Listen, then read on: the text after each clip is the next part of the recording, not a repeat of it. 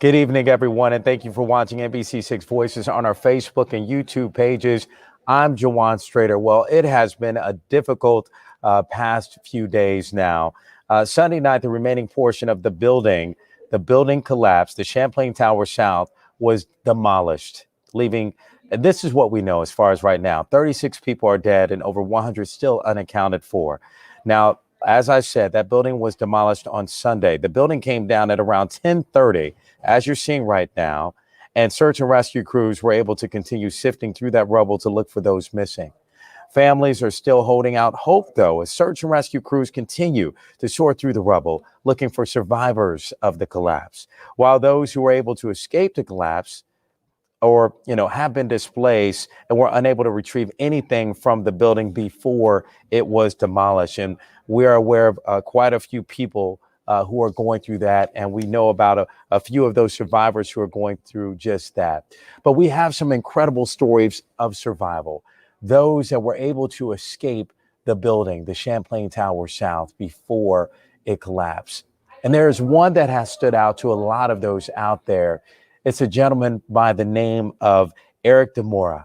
Eric Demora, well, he was supposed to be home the night of the collapse, but instead, his girlfriend convinced him to stay with her. And that's exactly what he did. He woke up in the morning and soon found out that his building had collapsed. And here's another look at that building. And it's one that many of us will never, ever forget here in South Florida, in Surfside. But I want to welcome Eric Demora. I want to welcome him to the show, to Voices this evening. And I also want to welcome who I like to call Angel, because that's exactly what she is. And that is his girlfriend, Fernanda Figueredo. I'm trying to my best Spanish, so you got to forgive me. So I want to welcome both of them to the show. Welcome to the show. Thank you. Well, Eric, first and foremost, how are you doing? This is day 13. How are you doing today? Trying to get in touch with reality. It's a very difficult situation, but unfortunately, this is reality now. I'm still in shock, still trying to process everything that happened and everything that I'm going through and everything that I already know it's ahead of me. And I want to ask you, as far as the trauma that you're going through, for instance, with the demolition that happened the other day, did that trigger something when you saw that? What went through your mind when the rest of Champlain Tower South was demolished? It's reliving it again because the past few days, the survivors they had big hopes that they were gonna be able to, in a way or another, recollect some of their memories and their belongings. It's not about material things, but emotional. So what happened on Sunday was really sad. It was frustrating to some of the residents. It wasn't my case. My unit collapsed on the 24th, and it's a big tragedy. All the hopes and dreams and plans, lives. Some people are starting their lives over there. You know, couples. I know some people that just got married 2 months ago, and people that moved to Florida, to Miami to uh, uh, have a good life. And this sad situation just took the lives of a lot of good people. And Eric, I want you to go ahead. I want you to start from the beginning because, of course, I explained your story, but nobody can explain your story better than you and Fernanda. And I want to hear you explain your story. So I want you to take me back to that day. Take me back to the 23rd. I want you to take me back to that day. And then when you woke up and you found out what happened. Everything that happened for me to be here now was not under my control. So on the 23rd, I woke up, I went to my CrossFit class, And from there, I went to a Brazilian grocery store because Fernanda had promised our friends that we were going to have that evening to watch a soccer match, Brazil and Colombia, a Brazilian dish called feijoada. And I was the one doing the cooking. So from the gym, I went to this Brazilian grocery store, bought all the ingredients, and then I went home. I spent the entire day basically at the apartment. I left and came to Fernanda's house around 6:30 to 7 o'clock, and we played a. After the match, we played some soccer here at the backyard, and after that, I was ready to go home. That was basically my day. I spent the entire day at home, and then in the evening, like I said, just after the game, I was about to go home. I was outside. I was already on Fernanda's driveway to go home. And the distance between Fernanda's house and my home, it's less than 2 miles. It's an 8 minutes drive. It's very, very short. And Fernanda asked me to stay here. And I didn't want to stay because I had plans for the next morning.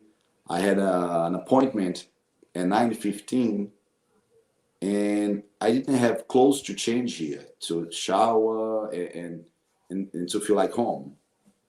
So I said, I want to go. She insisted, asked me to stay, and I ended up following her guidance. Whatever she asked me to do, I just did it. You did it. I You did did it. I mean, it. you just did it. You It decided wasn't to what go I ahead and stay. wanted to do, but I believe, I truly believe, I respect the lives that were lost there. But I believe what happened to me was a miracle. It is a miracle. And I believe that God worked his miracle through Fernanda's voice. Yes. Because I wanted to Beautiful go voice. home. That was my sanctuary, the place I go to rest, to sleep. And that night, Fernanda kept asking me to stay and to stay. And I was so positive, was so determined that he had maybe 10 reasons to go, and I gave him one reason to stay. But I say, you are one Wednesday like this. My kids don't should be sleepover. They were. The things change in the last minutes all the time since he say I'm leaving. And I say, you will stay with me. Call to your personal training and say that you're not going tomorrow morning.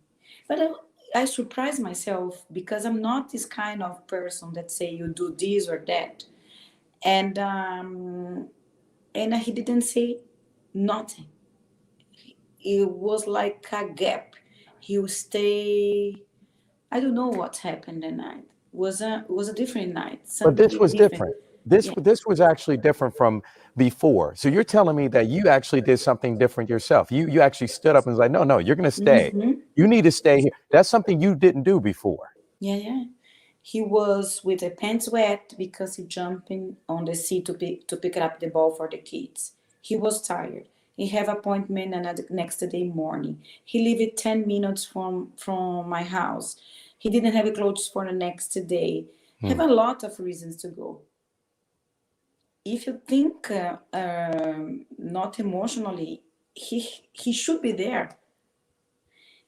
If he stay, the things finish early and he say bye, he should be sleeping on a bed.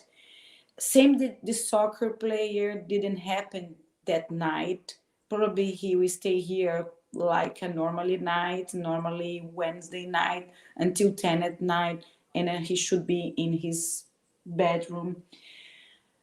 uh, you have a lot of reasons to believe that time you have a miracle. God had be that night. So then Yeah. you wake up in the morning. You wake up in the morning, Eric, and what? What happens? I actually got up at 5:30 to use the restroom and to set up my alarm uh, to wake up for my meeting, for my appointment with my trainer. And then I see a message at 5:30 in the morning that it got to me at 3:30. The message, the person who sent me at 3:30 in the morning. And the message says, "Are you okay?" That was from the security woman who works in a building from 7 a.m. to 3 p.m. I thought, why is she calling me and texting me at 3:30 in the morning? So I called her and she said, "Thank God you're alive." Wow. And I had no idea what she meant. And she said, "Eric, people were dead. The building collapsed. Half awake, half asleep. The first thing you listen to is people are dead." So she sends me a picture that said one person found dead.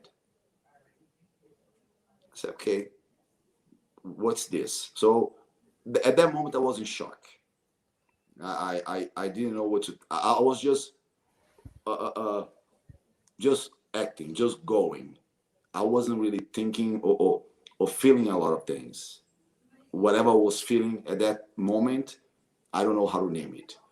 I woke up Fernanda, and her reaction was the same. "What do you mean your building collapsed?" So we turned on the TV. A few minutes later, we saw the video of the building falling down. Wow. And my first reaction was, there's no one alive over there. I didn't know anything about survivors at that point. I said, I need to go there. I need to go there and see if I can help with anything. I was thinking about one of my neighbors. Mm. I saw him that afternoon before I left to come to Fernanda's house. He's an older gentleman.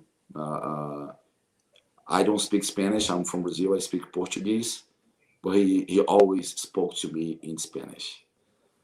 So I drove.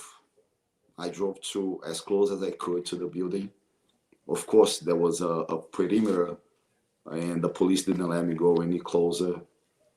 And what I saw over there was devastating. I knew no good news was gonna come from that place. Of course, you have hope. Of course, you were praying and hoping Yeah. for the best. And of course, we believe in miracles, like it happened to me. And I just went to the community center to the city of Surfside, and then you in touch with reality, a new reality.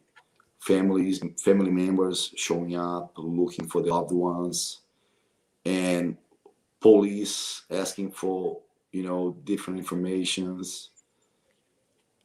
It's a story that you see in a movie, in a bad movie, And you're living it. And you're living it. and you're living it. You're living that. And can you tell me about seeing and speaking with, have you spoken to any other survivors? We've been together most of the days. I'm going between here and Fernanda's house, but we are all together in the same hotel here on 92nd Street in Collins. And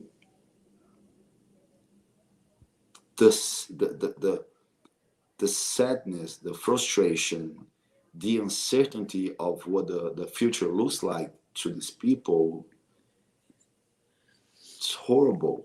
No one had any idea. Most of us had no idea that the building was in such a bad condition. We had all types of people living there, and the mix, the cultural mix in that building was very uh, it was very different. We had people from Russia, from all countries from Latin America, Americans, people from New York, uh, second second home owners. We had all kinds. Young, old. You had all types of people in that building, Mm-hmm, mm-hmm. and so I want to ask you, because I know I'm taking a lot of your time right now, but I want to ask you, as far as the woman that's sitting next to you right now, how special is she to you?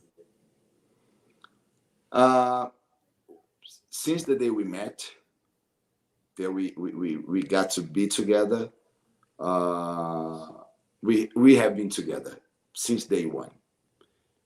And we had, like every other couple, our ups and downs. And this just brought us closer. Now we have no doubts about this relationship. And because of my faith, I do believe that God used her to save my life. Mm, I'm pretty sure at the right moment, after everything that we're going through, heals, um, we're gonna have to have a serious conversation. and Nope, I don't want to put any pressure on her. This is a difficult time for everyone, Uh, but And you and I are talking. You know, I'm laughing because before we even started, and for all those that are tuning in right now, Eric, I told Eric, Eric was like, listen, this is the woman I'm going to marry. I said, Eric, if you do not marry this woman, then there is a problem. I think I'm going to have to meet you somewhere, and we're going to have a conversation, because she is yes, so special. And and she truly did save your life. And she that's did. just, she saved your life. I have no doubt about that. I have no doubt. Sometimes because of English is not our first language, sometimes it's difficult to explain to people what I've been through in this Yeah. situation. But I know how close I was uh, to be sleeping when the building collapsed. Mm, I mm. know that. I'm not a party guy. I have my morning routine. I try to stay healthy and go to the gym every morning. And that was my plan, to go to the gym in the morning. I had an appointment. So the only place I would be that night was in bed. And at 1:10, 1:18 in the morning, I'm sleeping. Yes. I'm sleepy. And I know what I've been through. I know how difficult this is for everyone, not only for me. I'm alive. Uh, People Yes. who have lost their loved ones, and she did save my life. And one of the interesting things about this that has really touched me deeply, I've been getting so many messages on social media by people that watched or heard about our story, and saying how glad that they are that I'm alive. People that I don't even know. But there's also one thing, and it is what you asked me: are you marrying her? It's a very very frequent question. I'm sure everybody wants to know that, and I'm sure everybody's going to want to know when you pop the question, and hopefully that's going to be fairly soon and not too long from now. Fernanda, I just wanted to ask you, now that everything has happened, um, has it really hit you as well that because you asked him to stay, his life was spared? yes, definitely yes. I think you have something in this life really stronger to do together. I can believe that God made this miracle, uh, put this in my hands to nothing. I believe you have something really stronger to do together. Yeah. I believe my life is different. Of course, Eric reborn, June 24 is a new birthday date, but my life too, because everything could be so different today. I pray for all these families find some hope or some life. Miracles can happen with everybody, but I think my life is totally different today. It's not the same. You have to appreciate small moments, little things. Everything that you have is not on. Don't have honor. It's not mine. It's not you. Um, the only things that you can have with you forever are the memories, the love, the feelings of situations. And I believe it is happen with something to for us to teach us and have opportunity to share with everybody, because sometimes you get mad or sad Mhm. with so small things, and these small things can change your life. You don't understand in that moment why you're doing that or why that happened, but maybe it's for save your life. Amen. Amen. And Eric, Fernanda, thank you both. And I really want to thank you for just joining us and sharing your story. It's very heartfelt. And I know you two are both very special. Thank you. And let us continue to pray for those that are your friends that are in that building still, that are in the rubble. And I want to pray for them. I want to make sure that we don't forget about them and their family members who are still waiting for word. The 36 victims that have been identified, and the 100 plus that are still unaccounted for. Thank you. Thank And you. Thank please you. stay in touch with us. Please stay in touch with me. Thank Thank you. you very much. Thank You you. got it. Thank you. Thank Thank you. you, Eric. Thank you. All right, we're going to move on now. That was so heartfelt. We're going to hear now from a first responder, because first responders and crews have worked 24,000 hours in the effort to recover or find the missing. They're still out there as we speak, and they've removed over 5 million pounds of debris from the pile. They've done this through the rain, exhaustion, and other grueling conditions in order to save the lives and recover victims. So here with me today is Pete Gomez. Pete is a search and rescue expert and retired of City of Miami assistant fire chief. And he has been to the World Trade Center where he helped in recovery efforts there, search and rescue efforts. Haiti, after the Haiti earthquake, Hurricane Andrew, Hurricane Katrina, Pete Gomez has seen it. He has done it all. Pete Gomez, welcome to the show. Thank you, Juan. Well, Pete, I got to ask you, when you found out about the Champlain Towers South collapse, can you tell me, did you go to the site? How did you find out about it? No, I was actually on my way on vacation, and I got a text from somebody on the site. And originally, I figured, a balcony might have fallen down or something to that effect, small collapse. And when they text me the pictures, I was shocked. I couldn't believe it. I could not believe the enormity of this collapse. And this is something that's unprecedented. You've been to the World Trade Center, which is devastating and etched in our history, in our minds, those that lived through that. Can you tell me, based upon when you did see the site, um, the thoughts from someone with your expertise, and as far as finding those that may be trapped in that rubble? Well, I mean, there's a lot of similarities when you think about it. When I was part of the initial reconnaissance team of our Florida Task Force 2 when we got on site, and we were coming down West Avenue.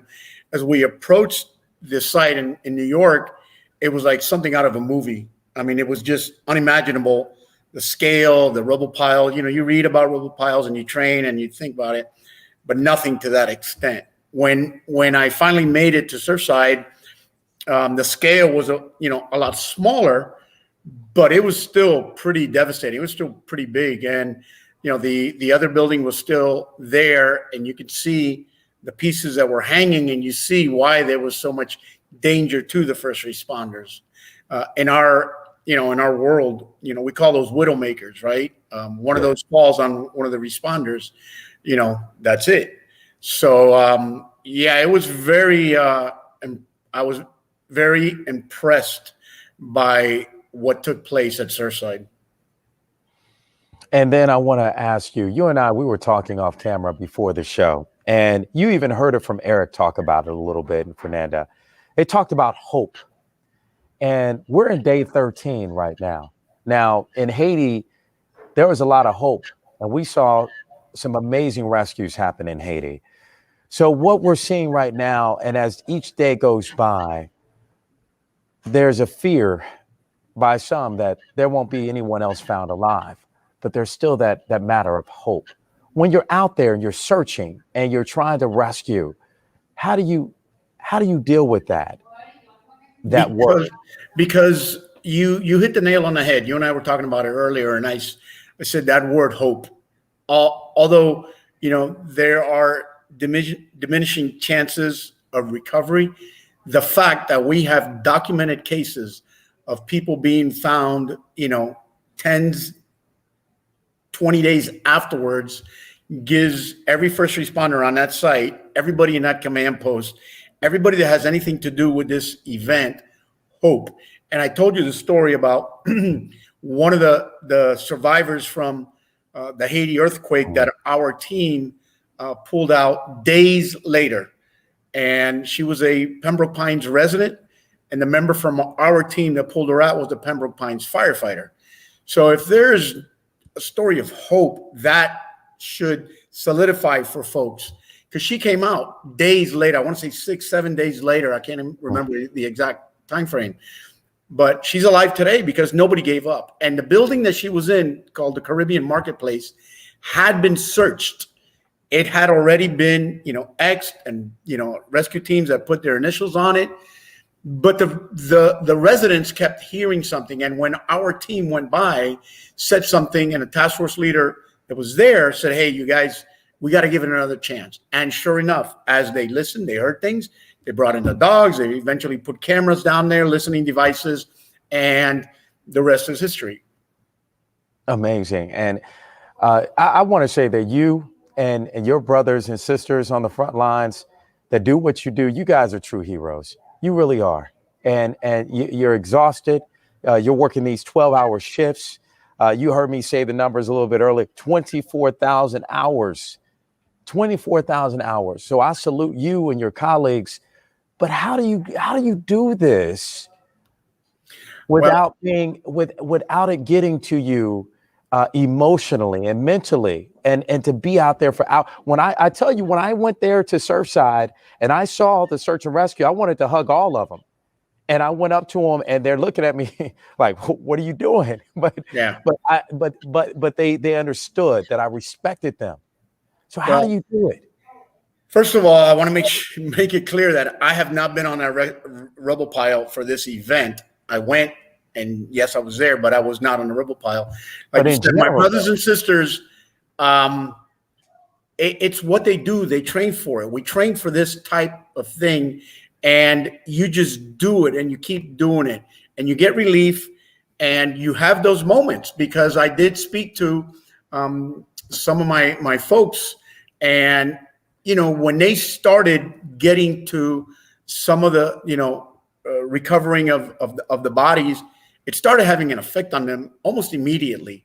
And then obviously we had the event where the daughter of one of our firefighters was found, and that was extremely hard on that crew that pulled her out. And I want to say on everybody at that site, because the complete site stopped to allow him to honor her and get her out. So they have their moments. When I was there last week, I could see it in their faces. Some of the Miami-Dade guys and the city, Task Force 1, Task Force 2, people that I know intimately, that are, they're bad to the bone people, and I could see it in their faces that they were hurting. They were exhausted, they were hurting, but They know that there is a task to complete, and I can guarantee you, not one of those folks wants to leave that site until they finish that task that they have. And that, whether it's, bringing one person out alive, one pet out alive, or bringing closures to those families where we can, those men and women can deliver, their family members, whatever that task is going to be. They're going to be there through, till the end. And you can see it, you can see it in their faces. You can see Chief Kaminsky. You can see it in Ray Jadala. You can see it in their faces when every time they have a press briefing, you can see that stress and you can see that pain in their faces. Yeah, Chief Kaminsky, he's broken down a couple times when explaining that.